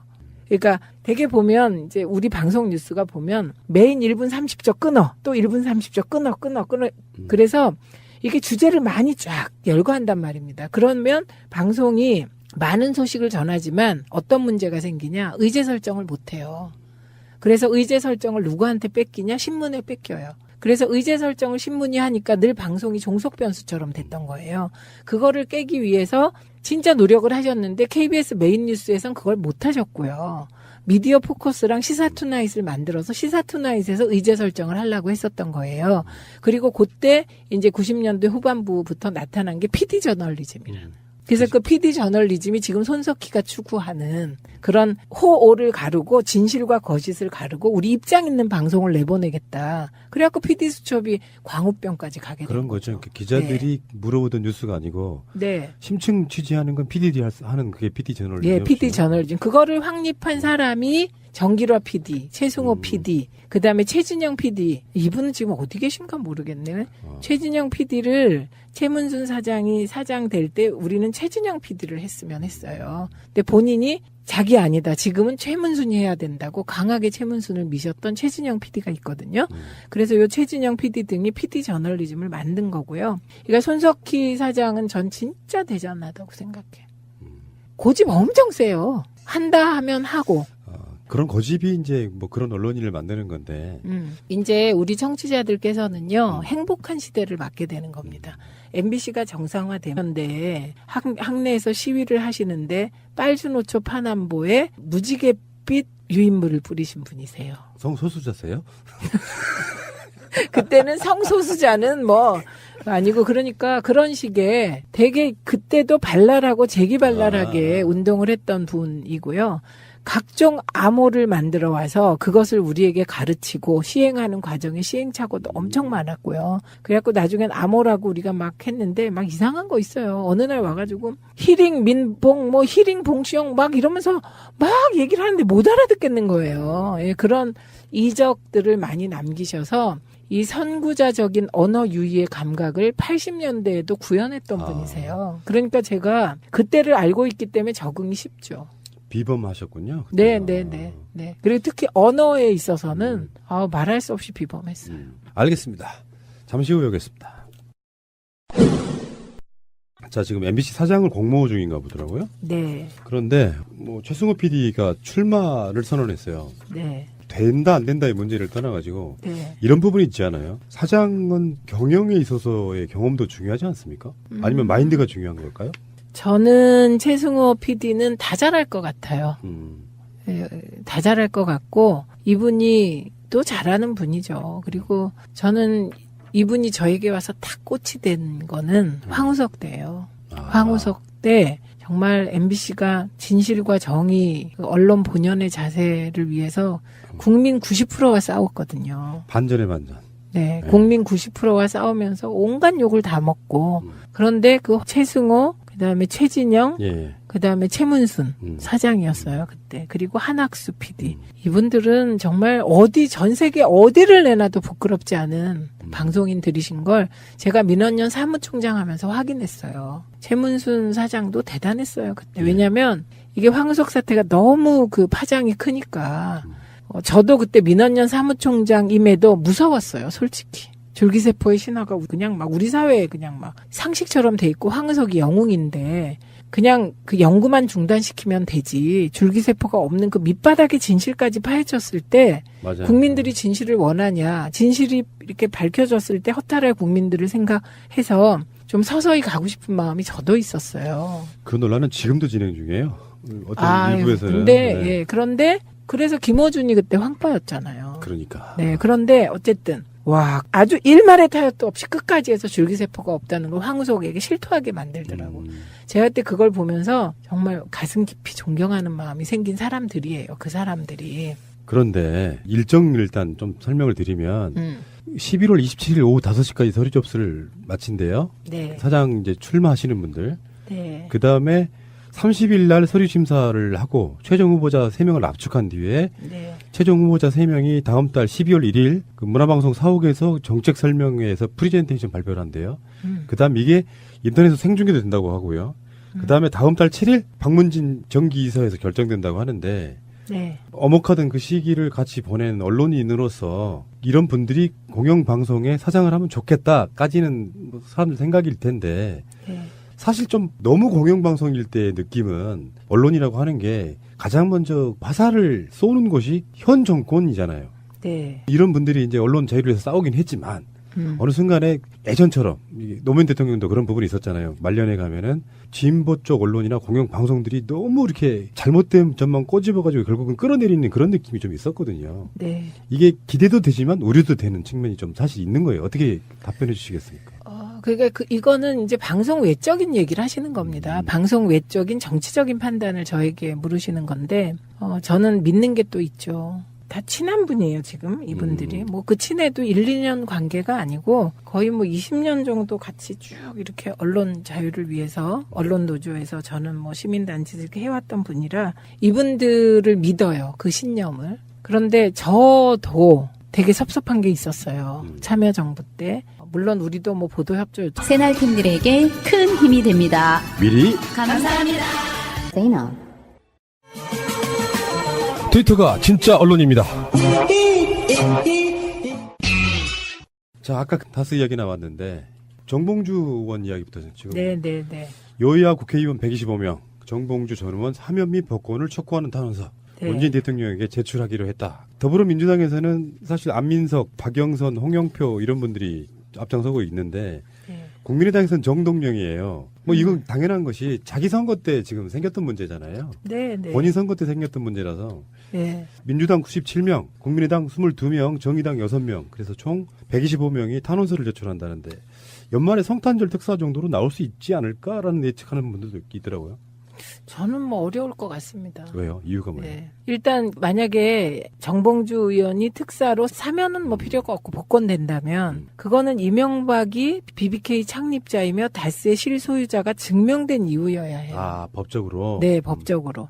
그런데 만약에 그게 안 된 상태에서 정봉주 의원을 복권시켜버리면 이거는 대대적인 정치 보복 논란 프레임도 불러일으킬 것이고 그리고 지금 이제 언론이 보도하고 일부 증거 자료가 나왔다고 사실이 확정된 게 아니잖아요. 그래서 어렵다고 봅니다. 제도로서의 민주주의가 흔들리고 구타는 일은 이제 없습니다. 민주주의가 밥이고 밥이 민주주의가 되어야 합니다. 그거를 아시는 분들이 왜 이거 사면 및 복권을 건의하는 이유는 뭐예요? 그건 뭐 정봉주 의원에 대한 개인적인 친분 플러스 정의감의 발로인 것이죠. 이 정도면 법적 판단은 남았지만 이 정도면 뭐 복권은 할 만하지 않냐 정치적으로. 정치적인 행동을 한 거고 정치적인 요구를 한 건데 정치적인 동기로 정봉주 의원이 탄압받았고 억울하게 옥살이도 했고 지금 복권이 안 된 상태 맞아요. 근데 이게 정치적인 사안이잖아요.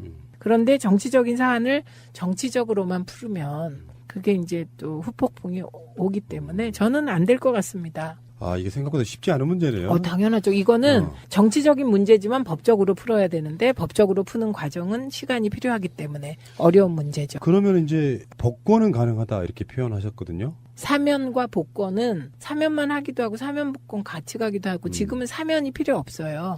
사면은 그렇죠. 형을 다 살아가지고. 그럼 피선거권을 다시 돌려준다 그렇죠. 이런 측면인데. 그렇죠. 복권. 근데 그것이 이게 이제 정치적으로는 하고 싶겠죠. 모두 다.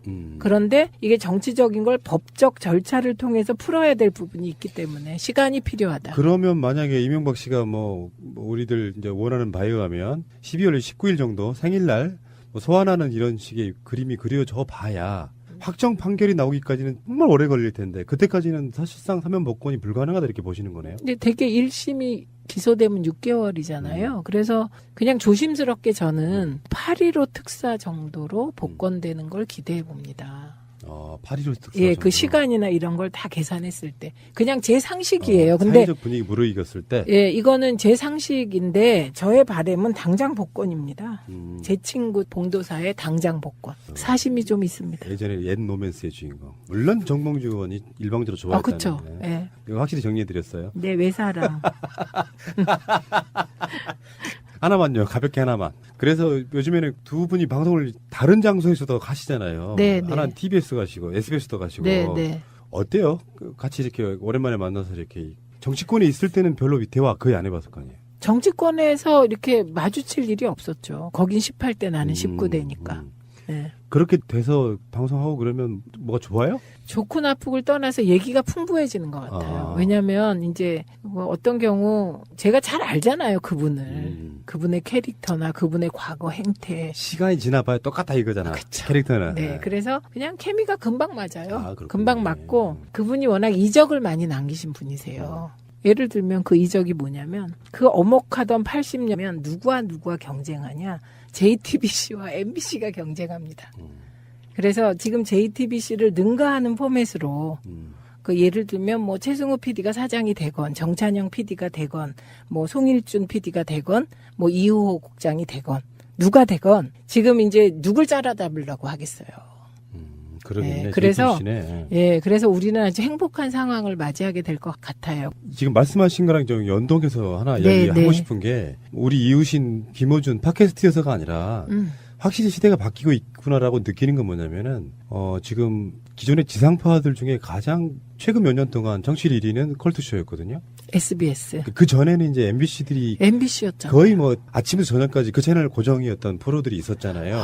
그러니까 이제 그 MBC의 영광이 라디오 쪽에서도 무너졌군요. 그러니까 뭐 여성시대, 네. 싱글벙글쇼, 네. 뭐 라디오 시대 뭐 이렇게 쭉 연결되는 그 프로가 있었잖아요. 네, 표준FM. 그게 정찬영 PD가 한 것들, 성공시킨 것들. 근데 최근에 몇 년 동안은 이제 SBS로 옮겨갔는데 텐트폴 효과처럼 하나가 청취율 1위로 가면 고정시켜버리시는 분들이 많잖아요. 그렇죠, 그렇죠. 하루 종일. 네, 네. 근데 최근에 나온 조사를 보니까요. 0.1% 차이로 2위예요. 김어준의 뉴스공장이. 근데 문제는 뭐 어차피 TBS도 지상파인 건 맞죠. 맞는데 문제는 이게 팟캐스트 중심 인물. 그 인물이 지금 사실상 1, 2위를 사실 간발의 차로 다투는 정도까지 올라왔다고 하면 기성 미디어에 대한 불신이 얼마나 큰가도 한번 볼 필요가 있다는 거죠. 이게 이제 김어준 효과라는 거가 그럼 뭐냐를 좀 들여다보면 TBS가 유일하게 방송 장악의 뭐랄까요? 그 트라우마에서 비껴나서 방송을 한 거잖아요. 박원순 시장 효과도 있겠죠. 그렇죠. 그러니까 이게 이제 TBS가 교통방송이기 때문에 이게 뭐 영향력이 작을 수 있는데 그 영향력을 뛰어넘을 수 있는 좋은 조건이 있었던 거예요. 아무나 불러서 막 던질 수 있었다.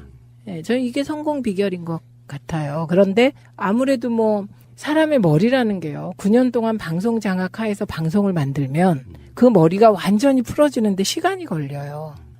그러니까 SBS가 뭐 컬투쇼로 그렇게 되고 최근에는 뭐 김영민도 SBS 라디오에 들어갔잖아요. 정봉준 이미 들어가 있고. 그런데 중요한 건 그거를 만드는 사람들의 머리가 풀려야 돼요. 머리가 풀려야. 그래야 진짜 이렇게 창의적인 프로가 나오는 거죠. 정권이 바뀌었다 또는 뭐 세상이 바뀌었다라고 실감하는 부분이 그냥 우린 정치적인 의미를 부여하는 거고요. 네. 미디어를 만드는 사람들이 갖고 있는 자부심 쩌는 게 있거든요. 기존 미디어들 뭐 인쇄매체도 마찬가지겠지만 지상파 정도에서 PD나 기자들 그분들이 보기에는 그러니까 예를 들어서 저는 그 패러다임을 바꿔야 된다고 항상 주장하는 부분 중에 하나가 그런 거예요. 그때 그 마인드로도 안 될 거다. 지금 또 바뀌었다. 그렇죠. 그러니까 노무현 대통령 때까지 언론 자유를 누렸던 그 마인드도 아니다. 바뀌었다. 사실 방송이라고 하는 건 결국에는 상업성이 있어야 된다고 저는 보는 사람이거든요. 근데 그 상업성을 진실 보도로 만드는 상업성이 있어요. 이 방송 보면 재밌어요. 막 진실 이야기 하는 것 자체가. 그러니까 진실 자체가 상업성일 수 있는데 온갖 자극적이고 말도 안 되는 걸로 저널리즘을 표방해 오면서 거짓 보도까지 일삼았던 그런 부분이 있었잖아요. 그래서 아주 혁명적인 상황을 맞고 있는 게 아닌가 싶고. 그건 진짜 혁명일 거라고 생각이 들어요. 교통방송이 일반 지상파 3회사 중에 한 대표적인 프로그램을 지금 0.1% 차이로 쫓고 있어요. 이거는 사실 우리 여론조사로만 따지면은 결과가 뒤집어져 있을 수도 있는 상태. 네, 저는 뭐 이런 얘기 제가 할 건 아니지만 MBC가 정상화되고 시선 집중이나 100분 토론이 제자리를 잡으려면 시선 집중은 유시민이 진행하면 됩니다. 100분 토론은 최민희가 진행하면 됩니다. 겸사겸사 계속 방송 이야기네요. 최민희 의원님이 이제 그쪽 전문가시니까 더 이야기를 할 수밖에 없는데 2011년 반값 등록금 보도 국정원이 막았고요. 방송사는 국정원의 뜻대로 따랐다. 이런 보도도 나옵니다.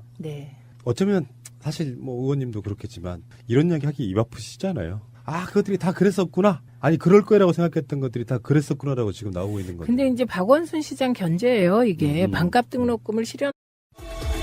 꼭 알아야 할 어제의 뉴스. 청와대가 고위공직자 후보자가 될 수 없는 임용 배제 기준을 발표했습니다.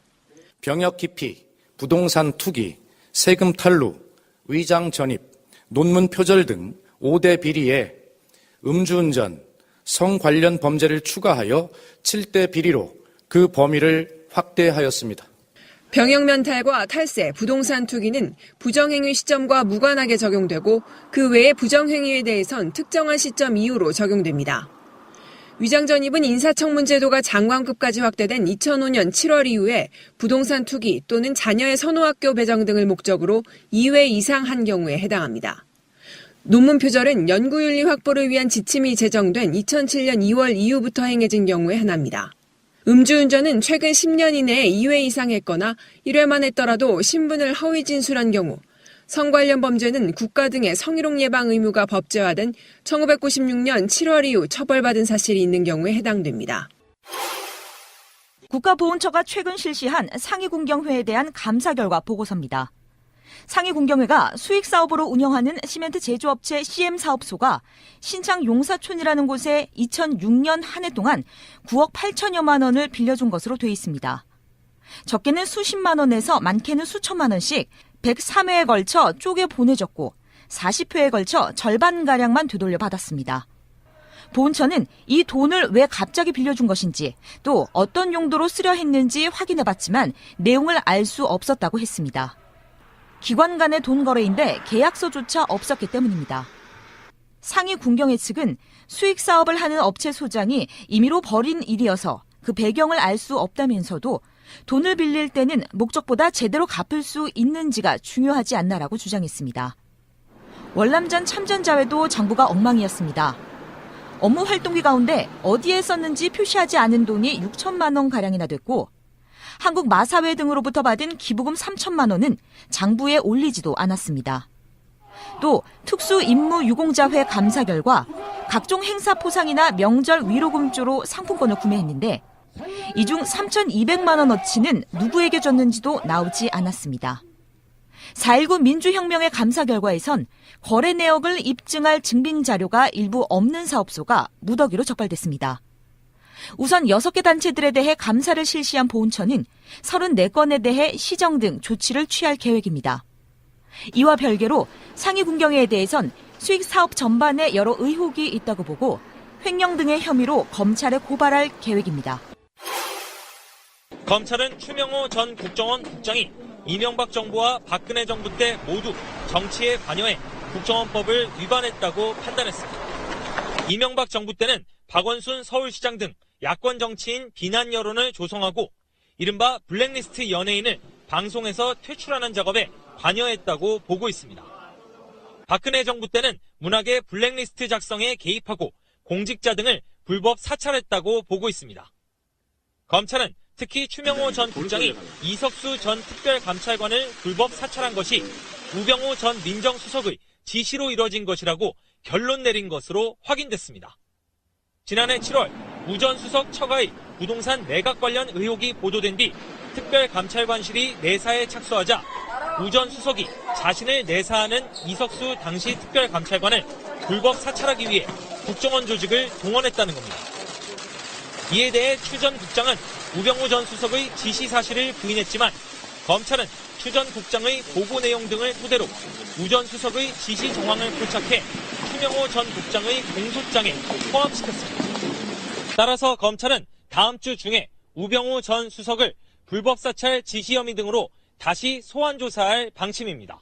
또 우병우 전 수석의 친구이자 추명호 전 국장의 상관이었던 최윤수 전 국정원 2차장도 조만간 소환할 계획입니다. 방송 중간에 좋아요를 눌러주시면